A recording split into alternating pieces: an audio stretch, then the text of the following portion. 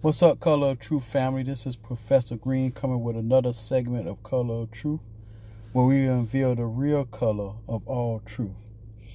Today I want to share something with you. I recently started working with Savannah Technical College, and they have what you call a Pathway Homes 2 initiative. And what the Pathway Home 2 initiative is doing is those that are incarcerated that are within their TPM or have 6 months left in their sentence are able to get industry level certifications in the areas of welding, logistics, and manufacturing. Then afterwards, they get follow-up services or supportive services for up to a year in order to decrease what they classify as the recidivism rate. Well, one of the things that's important is that in Savannah, this has never been done before in Chatham County. So to give individuals those supportive services and those certifications upon release is vital to their success from any correctional institution. I kind of wanted to share with you, and I'm doing a training, and we're at Georgia State Penitentiary. So what I want to do first, I'm going to kind of ride you through the penitentiary, show you Georgia State. Up the street is Rogers State Prison. Show you all the land and all the farmland. And then we're going to go into some historical information about Georgia State Prison. All right? So I'm going to ride you through real quick to show you the prison,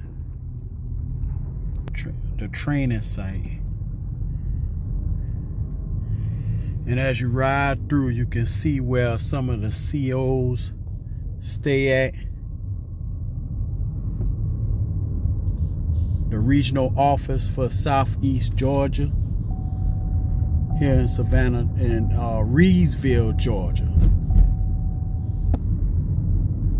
Now, these houses are occupied by some of the correctional officers. And as one correctional officer just told me, they can pay up to $100 a month as long as they live here in their own call when needed. The Wardens Houses are sometimes connected to the prison too, or right across the street. So one of these, I don't know exactly which one it is, but one of these is the Wardens House. Probably this big one right here with the gate. I would say that's probably the Wardens House right here.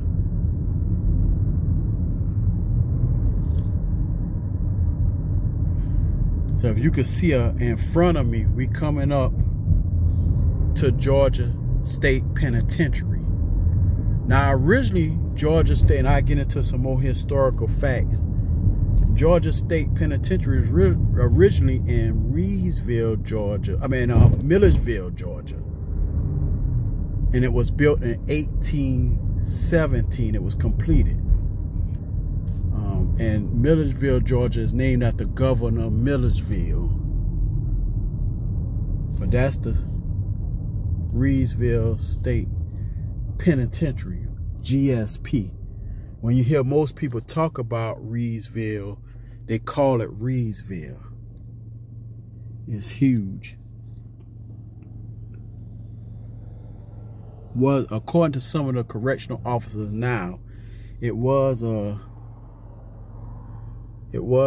maximum security prison, but now it's a medium security prison. I'm gonna ride you down, show you the houses, and look at all the land. We're gonna talk about that a little bit when we talk about inmate leasing close to Lyons County in Jessup, Georgia. You can see they got their own dairy, their own farmland. Those are some of the houses too that the COs stay in or correctional officers live in, where they pay minimum rent. They got their own fire station, own farm, dairy, canneries. All this stuff get produced by people that are incarcerated and their labor sent out to grocery stores all over Georgia.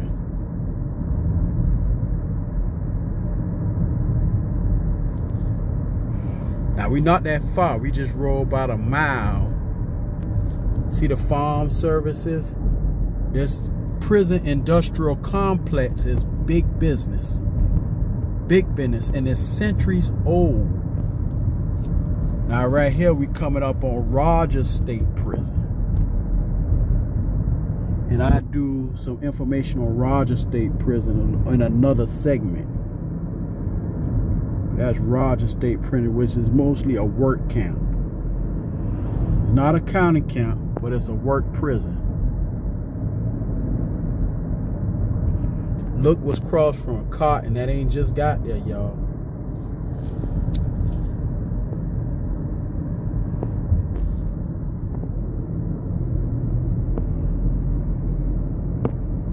It's Rogers State Prison.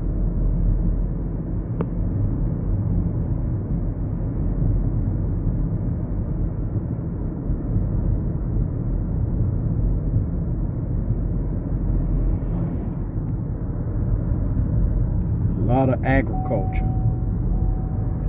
and farmland. They probably harvest everything out here: wheat, tobacco, cotton.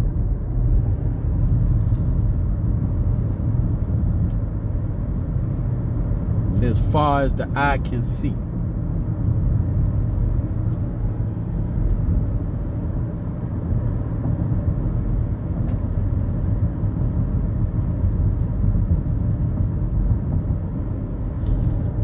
Look at the cotton rolled up.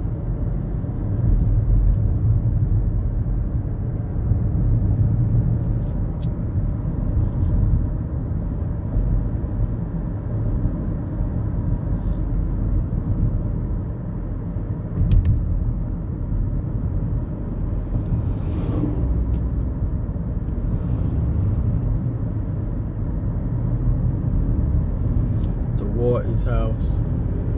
Say the Wardens Guest House on that sign.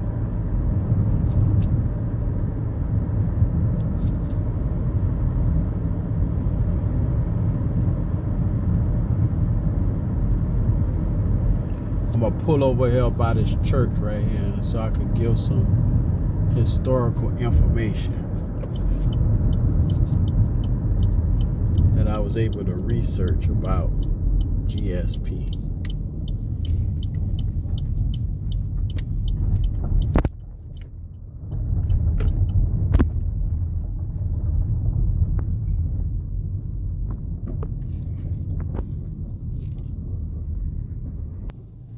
All right, so now you took a little tour, let me give you some historical information. So as I stated before, Georgia State Penitentiary was one of the first southern states to build a penitentiary. Georgia was one of the first southern states to build a penitentiary. That prison in Milledgeville, Georgia was completed in 1816. The first prisoner was sent there in 1817. A guy by the name of Samuel Whitworth, who was a white male at the time. He was given 10 years, and then after 10 years, he escaped from there, the original prison, and was found in South Carolina, hanged. Tatnall County, which is Reedsville, Georgia, employs over 1,500 people. The prison moved to Tatnall County in 1938. It housed the first electric chair, which is the means of execution. During that time, around September the 16th of 1924 to August 16th of 1924, the means of execution was hanging until they began to put the electric chair inside GSP and then change the means to electrocution. from the old Milledgeville prison to the GSP, which is in Reedsville. They moved the electric chair there, but there's also a museum at the top where you can see the original electric chair. All right. Georgia State Prison was also the first prison to be accredited by the American Medical Association and American Correctional Association. Did you know also that Dr. King in 1960, October 27, 1960, spent 8 days in GSP, as well as the activist and one of the founding members of SNCC, H. Rap Brown, or who is now named Jamil Al-Amin, who was incarcerated in the 1960s, late 1960s, and he was transferred from GSP to federal prison in 2007. Also, Wayne Williams, the one who is accused of the child murders in Atlanta, was also housed in GSP. Now, one of the interesting facts that I found, that in 1868, so GSP was built in 1817, it was completed in 1817. So from 1817 to 1865, blacks were not the majority that was incarcerated. Whites were during this time. And then it flipped, because now you know that African Americans are disproportionate and people of color disproportionate in the prison system. But that flip didn't happen until 1865. Majority of the people incarcerated during this time were white. And what would you accredit to why that flip came? Is because of the Emancipation Proclamation. And we'll get into that, talking about the 13th Amendment. Slavery is supposed to be abolished, except when being punished by slavery and indentured servitude. And I'm just rephrasing it. It might not be verbatim, but neither slavery nor indentured servitude has been abolished, except when being punished by a crime or duly convicted. So that's when you got your black codes. That's when later on you got your Jim Crow laws and all these things to recapture or re-enslave those Africans, or those Africans that were freed. So you got 1817, 1865, majority white. And then after 1865, then a fifth of the prison population were classified as black, dark, or copper. All right. In 1866, Governor Thomas Rudd instituted the convict leasing system, leasing 100 prisoners in 1868 to work on the Georgia and Alabama Railroad. So the railroads became, and we talk about the old chain gang system, and you see those old movies, that's where the term chain gang came from. All right. Now let's fast forward.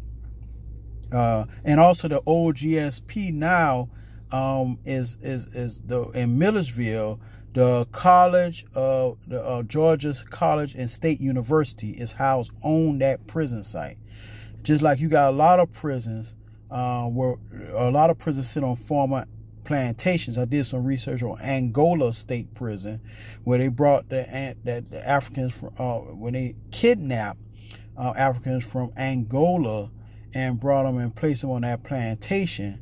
And so now because that plantation was full, in Louisiana was full of Africans from Angola, because that was strategic where they brought Africans from, whether it's from the Congo, whether it's from West Africa, whether it was from Angola.